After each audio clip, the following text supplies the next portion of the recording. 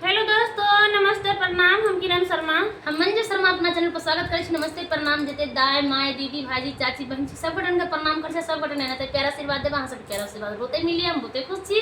और हम दोनों देवरानी जेठानी जा रहल छी बहुत प्यारा सा झूमर गीत गावे। पता है हम दोनों के कते गेल छलिए? कलना मंदिर पूजा करे फिर गेल छलिए। अब बहुत प्यारा सा झूमर गावा जा रहा है, जरूर सुनना, जरूर कमेंट करबे। बहुत प्यारा सा गीत नवका देखियो नवकी कन्या सब के अखन पहले के बात नहीं कहब। कन्या सब के हमरा अखन का ऑर्डर ज्यादा नहीं सुनत कन्या मनिया, ओहि द्वारे वही नया कन्या पर बहुत सब प्यारा सा झूमर बनल है। अहाँ सब जरूर सुनबे, जरूर कमेंट करबे। केना के ऑर्डर सथिन, केना के हुकुम सथिन अखन के नवकी कन्या सब कहत रहे छथिन हमर पापा देने 10 लाख दहेज, 20 लाख के गकार, तो केना के सहथिन केकरो बात।